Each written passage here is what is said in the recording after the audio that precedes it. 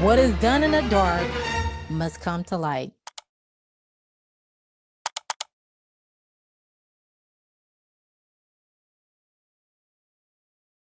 Hey, y'all. Welcome back to my channel. I am Melinda J, and I'm here to do a episode 6 review of the Bridgerton series on Netflix season 2.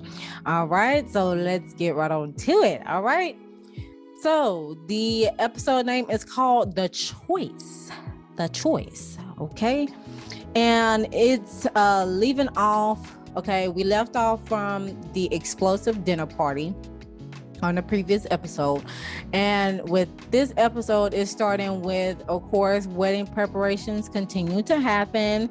And I love the concept that they included with the Indian traditions when it comes to preparing for a wedding and stuff like when it comes to wedding preparations, because Edwina's room was decorated so beautifully in that marigold yellow color. I love that shade of yellow. It reminds me of sunflowers, okay? And it also reminds you of the color, the turmeric color, the spice color as well, because that is the number one Indian Indian spice for the Indian heritage. And so Edwina is getting her turmeric scrub with the assistance of Kate and Lady Mary.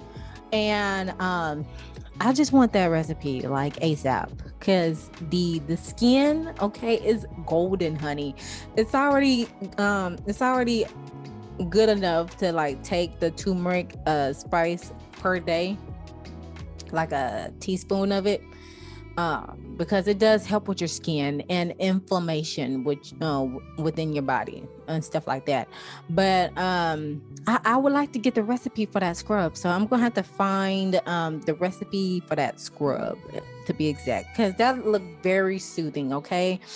And it's placed on an unwed woman, so I definitely need to, let me see if I can look up the significance behind that. I'm gonna have to do a separate video on that, or like I'm gonna have to do a separate video on it, or just like a quick snippet of it. But otherwise, yes, I'm gonna have to get the recipe for that, because it just, the way they did it, it was just so smoothing. That's definitely like a good self-care routine, hands down. Okay. And then on into the episode, Benedict and Colin are drunk and over and hung over. I guess they had like a bachelor party with at the club, if I'm not mistaken. But otherwise they were drinking the previous night, and of course they're hungover and they can't stand up on their on her toes, as well as the queen. She's making her preparations as well for hosting the nuptials. And I didn't know she did the sugar booger, y'all. I believe she did some snippets of it the last season, but my goodness, like, she had to get her little high as well. I was like, oh my gosh, what? No way, queen. But you're still my favorite though. Okay. And of course, yes, while everything is going on, the madness, everybody preparing for the wedding, she is, and we go off into the wedding scene where Kate, she comes and walks down the aisle because she's the bridesmaid / maid of honor. And then of course, Edwina, she comes down the aisle beautifully as ever. She does remind me of the of the lady from the Haunted Mansion, where she had got married to, well, she was getting married to the ghost instead of her own husband, because of because of unsettled and undisputed happenings in the past during that haunted house, that haunted mansion type of scenario. But the character and the person herself, Miss Edwina Sharma, she definitely reminds me of a younger version of the lady from the Haunted Mansion. And when she's in that wedding gown going down the aisle, I was like, oh my goodness, she is beautiful. She is stunning, y'all. Oh my goodness. The glow, the hair, the dress, the veil. It was, I love it. Okay. But she walks down the aisle finally, and there was and the officiant, he is going over the vows and stuff like that. And of course, something happens. And Kate, okay, before they both walked down the aisle, Kate had given Edwina a pair of bangles, and there were like emerald gems on there. And Kate had mentioned to Edwina that her mother passed it down to her for when she gets married, and she put it on Edwina's arm because she's the one that's getting married. And before then, Edwina was like, no, you deserve to continue to wear these. You wear these now. This is what your mother gave you. And so fast forward to the owl scene. This is when of course, Kate and the Viscount Anthony's attraction is still stronger than ever. It's still strong, and she's messing with her bangles as these vows are getting recited, because she's like, oh my gosh, he is definitely making a wrong decision. I can't believe that I allowed this to continue to move forward. Edwina should be marrying somebody else and not him, because he's still not right for her, because all he wants is an amicable partner, and I low-key want to have him for myself, but I can't because I gotta do this deed first. I can only imagine what was going on in her head, but I'm pretty sure after what I just said, that was definitely what was going on in her head as she was messing with the bangle. And all of a sudden, the bangle had broke and fell on the floor. And this is when it finally came out, far as like the attraction, the feeling that Daphne was talking about in the beginning.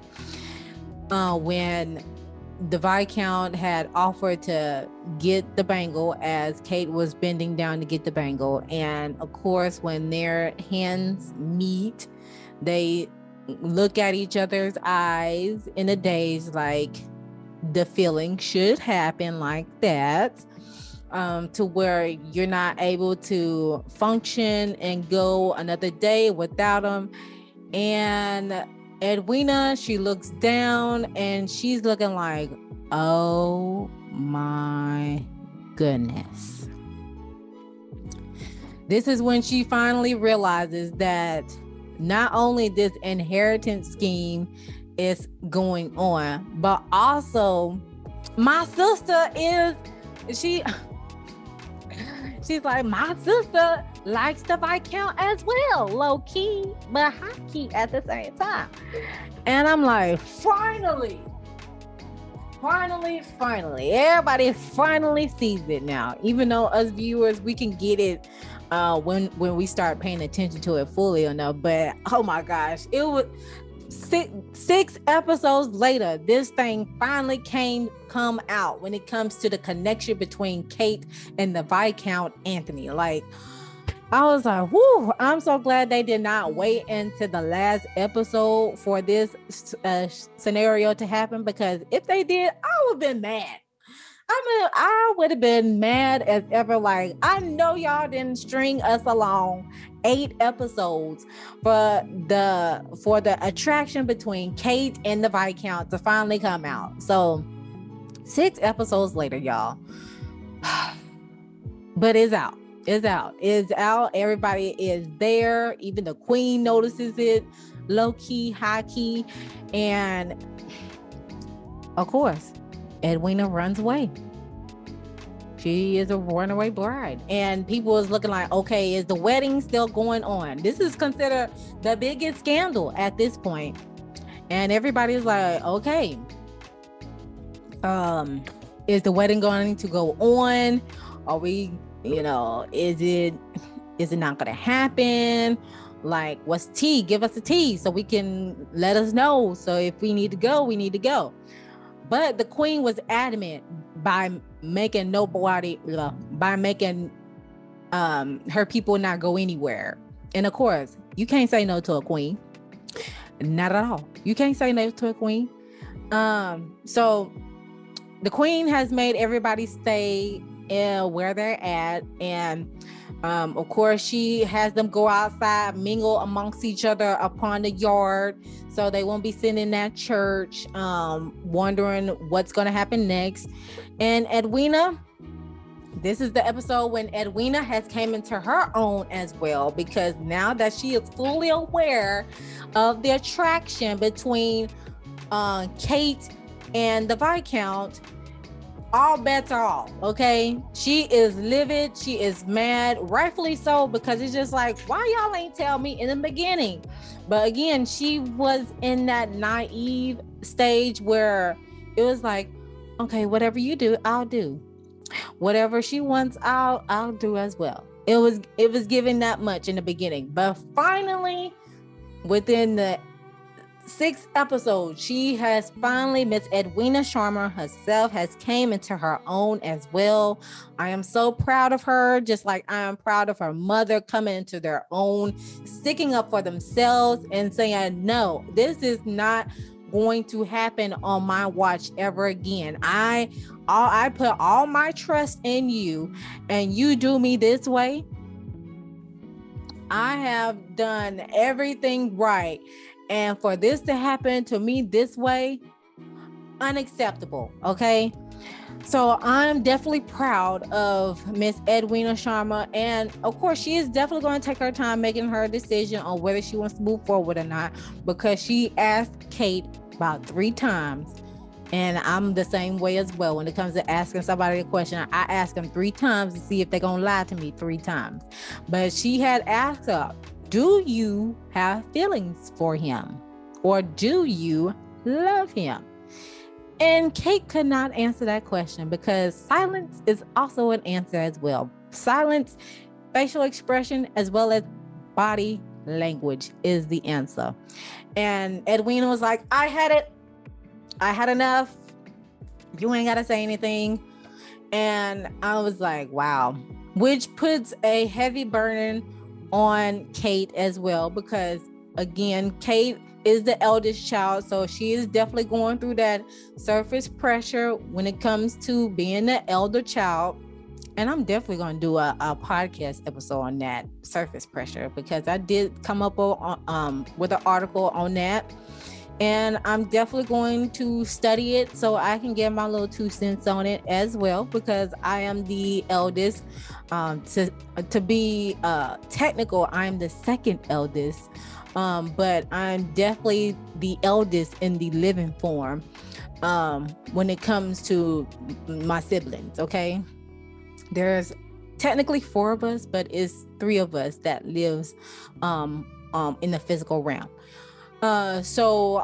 Yeah, I feel bad for Kate, but at the same time, well, I feel bad for Kate far as an elder child perspective and trying to do what is right for the family, for the greater good, but also getting the short end of the stick at the same time, because everything that has been done behind closed doors has came into fruition. And it's not a bad thing necessarily. It's more of the lying part that really is detrimental. And the fact that Edwina literally put all her trust into Kate.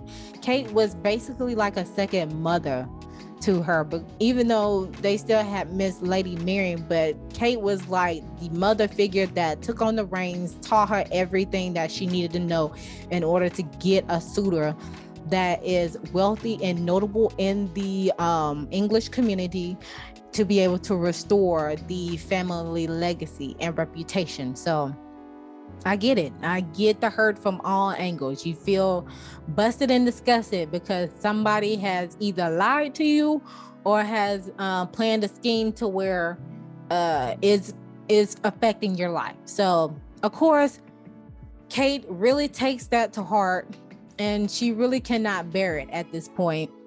And then switch over to the scene where the queen is like, okay, what's going on? Are we still going to have a wedding? Let me know, because I still got my people out here. I don't want them to go anywhere. And then the fireworks, they already went off because the fireworks were supposed to go off when the couple says I do, and they kiss and yada yada yada. And in this scene with the queen, she's Queen trying to figure out what is going on whether the state of the wedding is happening, because she gets at it with Lady Danbury, her ace boon coon, as well as Lady Bridgerton. You know, Lady Bridgerton, she was just out in the cold as everybody else was. It was mainly, but Lady Danbury was for the first time very speechless. Like, she literally had nothing to say because she knew it was going to come out eventually, but not to this extent, because she already warned Kate in advance about the repercussions that could happen. But that's when the queen was like, this is the first time ever that you have no comeback, my lady. And of course, that is when the king had came in. And the queen is very taken back. King George, to be exact, her husband. She's taken back because he has came out of his room, and he was wondering what is going on. Of course, he's in the state of mind, and I believe he either has dementia or Alzheimer's, because he was in the state of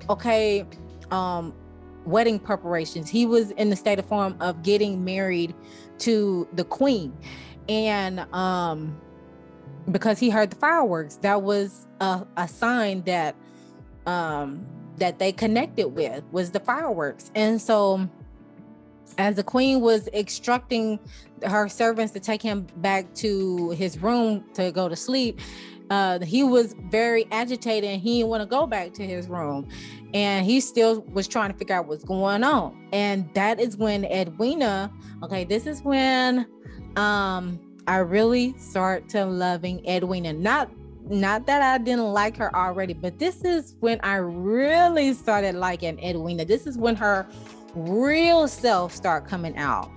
And she had went over to the king and consulted with him and tried to reassure that everything is fine, everything is going as planned, you're going to be wed to your beautiful bride. And the queen was just taken back, like, oh my gosh, like, she really is a diamond. Like, I definitely chose the right girl to be the diamond. Like, she is like no other. And so, and she really, of course, as stated in the first episode, the queen wanted a shakeup for this season, for the diamond season. And this season really pleaded its case, whether it was scandalous or not. And I was definitely at awe with Edwina when she consulted the king to where he was able to go back to his room, and just by the reassurance that everything was fine, as you should when it comes to handling with patients. Like when it comes to handling patients as well as your families, when it comes to reassuring them that everything is fine and you have nothing to worry about, and just from that state of mind that he was in, that's all you have to do is reassure that, everything is going as planned. You'll be married to your beautiful bride, and just hang tight. Just go ahead and go back to your room for a good sleep, and we'll see you then. And of course, the queen was at awe with Miss Edwina, as she should. Okay. And this is when sidebar, this is my second time requesting you all that we need a full season on the interaction between the king and the queen and their 15 children. Comment down below if you would like the same for as well, having a full season on how the king and queen have came into reign, along with the queen birthing all 15 of those kids. I want to see a full season of that, hands down. Okay, so this is my second time, y'all. This is my second time asking, can we get a full season of the king and queen and their 15 children, and how they became in how they became king and queen, as well as how they ran the company, how they ran the country. And of course, that'll bring the context, that'll bring us the full context of, you know, even though we have a snippet of it, I just would like a good background context to that. So hello, if y'all see another season of me requesting this, you know, you can thank me ahead of time. Okay, period. Okay, let's go on. And then as the I don't even think she has made her decision in this episode, far as she's still pondering on whether to proceed on with the wedding details or not. But I believe by the end of this episode, she's completely done with it, because she also let me see. Let's see. Yeah, towards the end of the episode, she'll come into a realization that she don't want it anymore. She don't want to, you know, be wedded to the Viscount. But we end off this episode with Eloise escapades is slowly catching up to her, because I have to remind y'all, even though Eloise is trying to track down Lady Whistledown and have her little freedom at the same time, and in the same spot where the paper pamphlet gets pressed and ready to go, the queen is still searching for Lady Whistledown herself. So due to the fact that Eloise keeps sneaking off and going to that same town where the pamphlets are getting prepped up and pressed from, she is definitely high on the suspect list. Okay, so towards the end of this episode, as Eloise still embark on her escapades of going down the rabbit's hole of it all, this is on not only unveiling the Lady Whistledown, but also exploring her own ventures. The queen's servants are investigating all ladies that are considered suspects on her list on tracking down Lady Whistledown, and this what leads to the servant seeing Eloise meeting up with Theo in regards to either books or as well as the pamphlet. So yeah, Eloise, girl, you in trouble, you in danger, girl. But otherwise, that is that concludes the review part of the episode. And the teachable moment for this episode for me, when everything has came out in the light, and that lead people in distress, that lead people in confusion, as well as it being a scandal in itself. The teachable moment for this episode is, and I said this from in the previous episode, what is done in the dark must come to light. Period.